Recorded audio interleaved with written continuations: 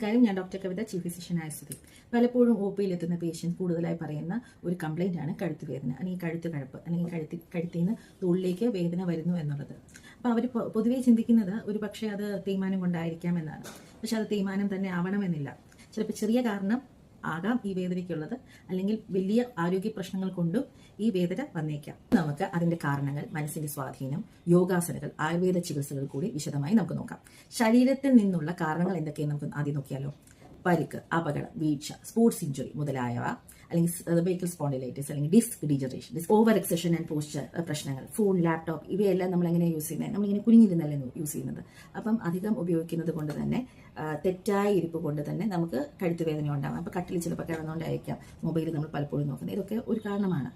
Whiplash എന്ന് വെച്ചാൽ പെട്ടെന്നുണ്ടാവുന്ന ഒരു ജർക്കി മൂവ്മെന്റ്, നമ്മൾ പെട്ടെന്ന് ഇങ്ങനെ ഒരു വയലൻ്റ് ആയിട്ടുള്ള ഒരു മൂവ്മെൻറ്റ് കൊണ്ട് നമുക്ക് കഴുത്ത് വേദന ഭയങ്കരമായിട്ട് കൂടാൻ സാധ്യതയുണ്ട്. ഇവയെല്ലാം ശരീരത്തിൻ്റെ ഭാഗത്തു നിന്നും ഉള്ള കാരണങ്ങൾ കൊണ്ടുണ്ടാവുന്ന വേദനയാണ്. മനസ്സിൻ്റെ കാരണങ്ങൾ എന്തൊക്കെയാണ് നോക്കാം.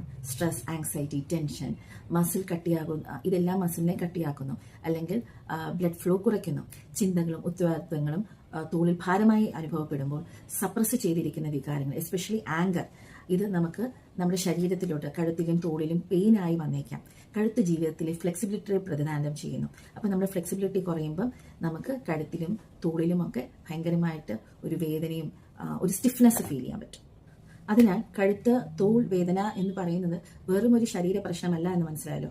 മനസ്സിന്റെയും വികാരങ്ങളുടെയും പ്രകടനമാണ് ഈ കഴുത്ത് വേദന എന്ന് പറയുമ്പോൾ. അപ്പോൾ ആയുർവേദത്തിന്റെ സമീപനം എന്താണെന്ന് നോക്കാം. വാതദോഷമാണ് സാധാരണ കാരണമായിട്ട് കണക്കാക്കുന്നത്.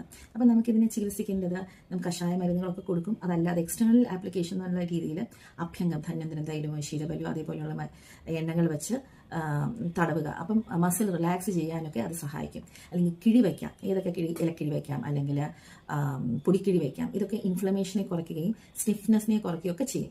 പിന്നെ ഗ്രീവാവസ്ഥി, ശിരോധാര, നസ്യം, ഇവ പോലെയുള്ള പല പ്രോസസ്സുകൾ ചെയ്താലും നല്ല സൗഖ്യം കിട്ടുന്നതാണ്. അപ്പോൾ ഒരു വൈദ്യ നിർദ്ദേശപ്രകാരം മാത്രം ഇതെല്ലാം ചെയ്യുക. ഇനി നമുക്ക് യോഗയിൽ നമുക്ക് എന്തൊക്കെ ചെയ്യാൻ പറ്റും എന്നുള്ളത് കൂടെ നോക്കാം. യോഗയിൽ tadasana, neck rotation, gomukhasana, balasana, matsyasana, neck and shoulder pain നന്നായിട്ട് കുറയ്ക്കാൻ ഇതൊക്കെ വളരെയധികം സഹായിക്കുന്നതാണ്. അതേപോലെ നാഡീശുദ്ധി പ്രാണായാമം, അല്ലെങ്കിൽ ഭ്രമരി, ഇതെല്ലാം നമുക്ക് സ്ട്രെസ് റിലാക്സ് ചെയ്യാനും ഹെൽപ്പ് ചെയ്യുന്നു. അപ്പം ഇതുകൊണ്ടൊക്കെ തന്നെ നമ്മൾ യോഗ ശരീരത്തെയും മനസ്സിനെയും ഒരുപോലെ തന്നെ ശാന്തമാക്കാൻ സഹായിക്കുന്നുണ്ട്. കഴുത്ത്, തോൾവേദന ശരീരത്തിനും മനസ്സിനും നിന്നുണ്ടാകുന്നതാണെന്ന് നിങ്ങൾക്ക് ഇപ്പോൾ മനസ്സിലായല്ലോ.